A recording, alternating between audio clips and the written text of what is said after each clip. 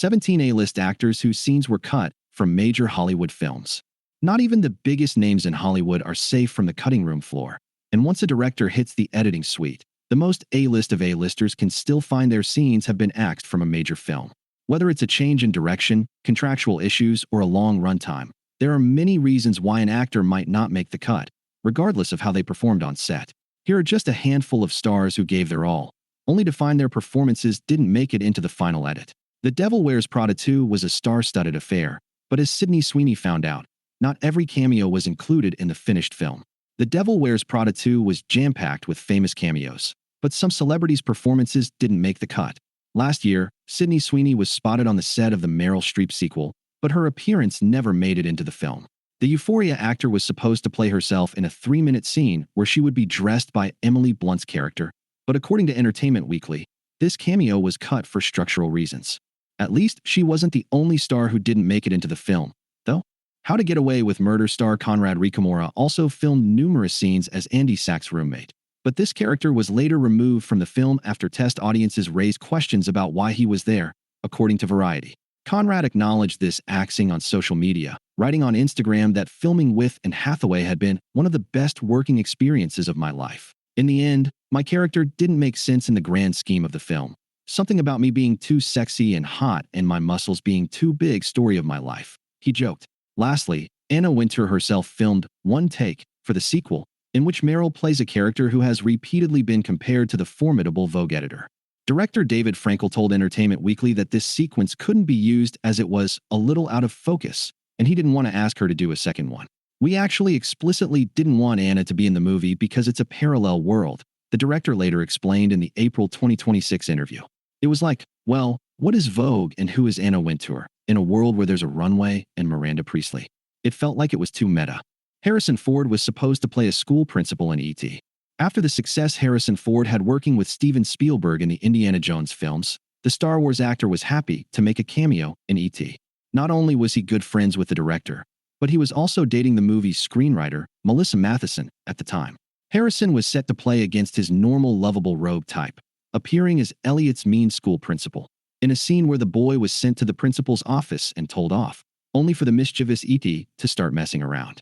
The scene was eventually removed by Spielberg, though, as he felt that it added nothing to the film, and instead chose to focus less on adults and more on the film's kid characters. Paul Rudd was a terrible blind date in Bridesmaids. Paul Rudd spent all day throwing himself around an ice skating rink, only for it to be deleted from the final cut of Bridesmaids.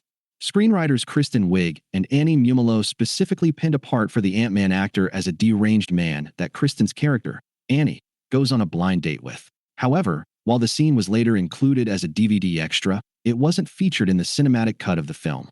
There is always that terrible moment when you have to kill your babies, director Paul Feig told Entertainment Weekly, explaining that Paul's scenes were axed due to runtime, and to focus more on the existing love triangle between Annie, Jon Hamm's commitment phobe, and Chris O'Dowd's police officer. It just didn't ring true that in addition to John and Chris, she'd be also going out on other dates to try and find more love, Feig explained, claiming that it made more sense that she'd be caught between these two guys. Shailene Woodley's Mary Jane never made it into The Amazing Spider-Man 2. Mary Jane, MJ, Watson is usually the main love interest for Peter Parker in his various incarnations, but Andrew Garfield's Spider-Man spent his time crushing over Emma Stone's Gwen Stacy. In fact, MJ was set to appear in the 2014 sequel, in which she'd have been played by Shailene Woodley. However, the director felt it wouldn't make sense to add another romantic character into the superhero film. It was something we only discovered when we were shooting and then in the edit room. Mark Webb told the Los Angeles Times. Shailene is a brilliant actress, and she did a great couple days of work. But it was very difficult to introduce someone as a competing love interest when so much is on the table with Peter and Gwen. Shailene actually agreed with this take, telling Para Nemiroff that Mary Jane was in 4 scenes in the whole film, and it didn't make sense.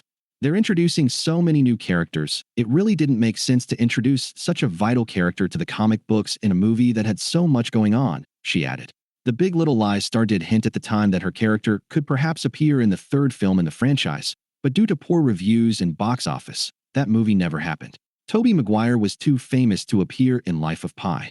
Speaking of Spider-Man, former Peter Parker actor Tobey Maguire was set to play a brief role in Ang Lee's Life of Pi. Tobey would have played the writer who interviews the central character about his extraordinary life, having previously worked with Lee on 1997's The Ice Storm. However, after filming was over, the director was concerned that Toby's presence would be distracting for viewers, and the role was recast, with English actor Rafe Spall playing the character in the version that we got to see. To be consistent with the other casting choices made for the film, I decided to go with an entirely international cast, Ong said in a statement at the time, before adding how much he admired Toby and hoped to work again with him in the future. I fully support Ang's decision to go a different direction for this role in Life of Pi.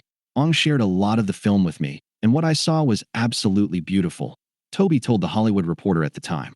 Later on, the Brokeback Mountain director opened up further to USA Today about his casting error and the real reason Toby was cut. I misjudged the situation. I underestimated the power of stars, he admitted. I love Toby, but it's a small part, so when it's a movie star sitting there, it captures attention. It didn't really work out. Ana de Armas' removal from Yesterday led to a real-life court case. The removal of Oscar nominee Ana de Armas from the final cut of the 2019 film Yesterday resulted in a federal lawsuit against Universal Pictures for false advertising. Ana appeared in a trailer for Yesterday, in which she played a woman who flirts with Himsesh Patel's character on a talk show, but when the film hit cinemas, these scenes were not included. Screenwriter Richard Curtis explained that the blonde actor was cut because test audiences didn't like the idea of the leading character straying from his primary love interest, played by Lily James.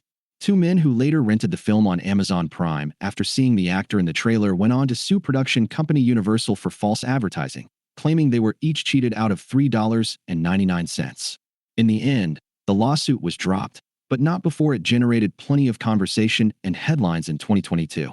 Uma Thurman was supposed to play Blake Lively's mother in Savage's. Uma Thurman may be a Hollywood icon, but even she isn't immune to being cut from movies. The Kill Bill star originally appeared in Oliver Stone's poorly received Savages, playing Blake Lively's mother. Stone explained that, while the scenes in question were funny, they were cut due to the film's long runtime. We ended up cutting characters from the book, like the mother. She was a good character. Uma Thurman played her beautifully, and the scenes were good, but you don't have time, you know, he told HuffPost in 2012. We have one goal in the movie, and you go out that gate, and it's like a horse race. Blake later lamented, "It's a shame that you will miss that in the movie. It was really beautiful stuff with Uma Thurman, and I think it really told a lot more of how a girl could end up this way. She's the modern girl. Divorces are so much more common now than they were." However, considering the 50% Rotten Tomatoes score that Savages wound up receiving, Uma probably doesn't feel too bad about not appearing in it. Andy Garcia missed out on appearing as Michelle Pfeiffer's love interest in Dangerous Minds during production on 1995's Dangerous Minds. Producers had an idea that Michelle Pfeiffer's character's husband should appear in the film, with Andy Garcia brought in for the part. Andy was not exactly convinced this character was necessary, and told the creative team as much, but went ahead and filmed his scenes anyway. They called and said that they wanted to develop a love interest for her in the script. He recalled to blogtalkradio.com. They wrote up a whole arc for this relationship, and we played it out. He continued, "I had a great time. We shot the whole relationship, and then it was determined later on that it was really unnecessary in the storyline, which is what I said to begin with. But I did cash the check." Ellen Pompeo was cast in Eternal Sunshine of the Spotless Mind based solely on the fact that she looked like Jim Carrey's real-life ex before her big break on Grey's Anatomy. Ellen Pompeo was cast in the small role of Naomi, the ex-girlfriend of Jimmy Carrey's Joel, in the 2004 cult classic Eternal Sunshine of the Spotless Mind. "I got completely cut," she said at a 2025 event. I Plus got completely cut out of the film, because Kate Winslet is in the movie, of course. "Like, you have Kate Winslet, you definitely don't need me," Jim previously told Vanity Fair. "Michelle likes to have real feelings in the scene and real chemistry, so he hired Ellen Pompeo, who's a wonderful actress. But she reminded me completely of Renee Zellweger, his ex-partner. Her look was similar. And I said, asterisk, asterisk, asterisk, asterisk, asterisk, asterisk, asterisk. And it ends up that she's not even in the movie." The Liar Liar actor added, "We actually had really good chemistry. It was odd. It was almost too much. If it had been in the movie, it's competing asterisk with Kate's character plus." Rick Mayall's Peeves was left out of the first Harry Potter film. Harry Potter boasts an array of A-list British actors in its cast, and originally, that was going to have included the late, great Rick Mayall. The bottom star landed the role of mischievous poltergeist Peeves in Harry Potter and the Philosopher's Stone, with the intention for him to continue as a recurring character throughout the films. In the end, the comedy legend was perhaps just too funny in the role. I got sent off the set because every time I tried to do a bit of acting, all the lads who were playing the school kids kept getting the giggles. They kept corpsing, so they threw me off, he previously alleged. Rick worked on the film for 3 weeks before being chopped, with Chris Columbus later admitting he wishes he could go back and put him back into the final cut. The comedian later quipped that Harry Potter was the most exciting film I ever did, because I got the oodle and I wasn't in it. Fantastic, he enthused. Asked what he thought of the finished results, he quipped, "The film, with respect, no, with no respect at all, the film was." Liam Neeson was brought in to play a part in The Hangover 2 after controversy hit the film. Only for the role to be recast again. The story goes that Mel Gibson was originally supposed to make a problematic cameo in The Hangover 2 as Tattoo Joe, who gives Stu his face ink in the sequel. After outrage online, and apparently on set, due to the Braveheart actor's anti-Semitic, racist, and misogynist rants, he was replaced by Liam Neeson. Liam apparently filmed for 1 day, but when he couldn't come back for reshoots, the part was recast for a second time, with Nick Cassavetes playing the character instead. Simone Ashley's character was axed from F1. Kevin Costner could have been a major player in The Big Chill. Early on in his career, Yellowstone actor Kevin Costner had hoped that his role in The Big Chill would be his big break. Sadly, all the scenes which showed his face were cut. In the 1983 film, a group of college alumni, played by the likes of Jeff Goldblum, Glenn Close, and William Hurt, reunite after the suicide of their friend, Alex. Kevin was supposed to play Alex in flashback scenes, which were filmed but ultimately not used as director Lawrence Kasdan wasn't convinced they worked. The filmmaker allegedly felt so bad about it, he gave Kevin a role in his western, Silverado.